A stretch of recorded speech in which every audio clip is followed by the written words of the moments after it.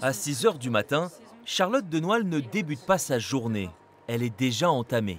Si on veut avoir des choses mardi, faut qu'on ait tout vendredi matin. À 26 ans, la jeune femme a un nouveau statut, auto-entrepreneuse. En collaboration avec une entreprise de distribution de produits locaux, elle approvisionne des casiers tous les jours. Mais dans son quotidien, les journées comptent double, car Charlotte est aussi comptable salariée dans une autre entreprise. C'est sûr, c'est un peu plus de fatigue, un peu plus d'heures, mais d'un côté, bon, on a quand même du plaisir à faire ce boulot. 2 casquettes pour arrondir les fins de mois, comptable de métier, mais aussi auto-entrepreneuse.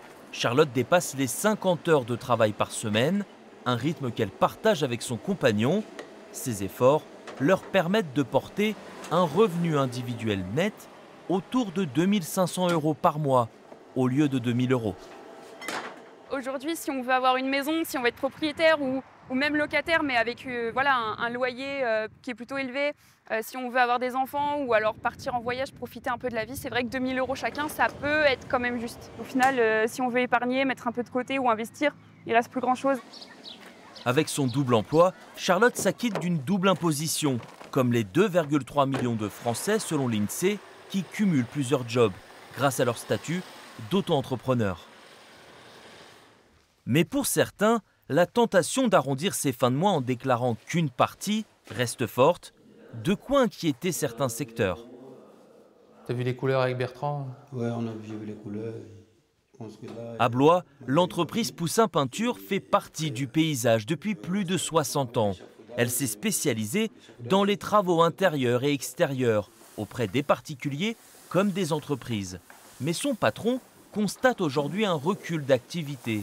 Près de 15% de chiffre d'affaires envolé, selon lui, à cause d'une concurrence déloyale.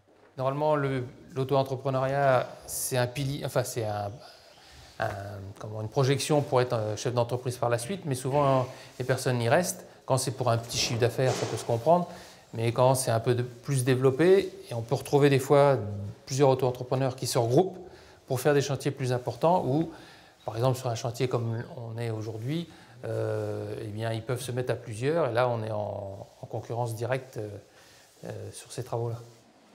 Un modèle parfois dévoyé qui fragilise les entreprises, prive les salariés de leurs droits et ampute les finances publiques.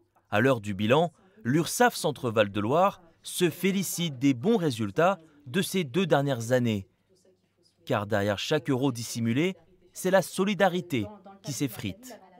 En 2024, on a redressé 15 millions d'euros. Donc c'est des montants qui sont quand même importants, l'équivalent d'à peu près 6 600 accouchements, le prix de 6 600 accouchements sur la région, un peu plus de 30 000 consultations chez le médecin. Dans l'espace de 2 ans et demi, on est pratiquement à 40 millions d'euros de redressement effectués sur le territoire de la région. Cumuler, additionner, jongler, autant de stratégies pour finir le mois. Si le travail se diversifie, il interroge aussi sur la capacité à vivre sur son seul salaire pour des millions de Français.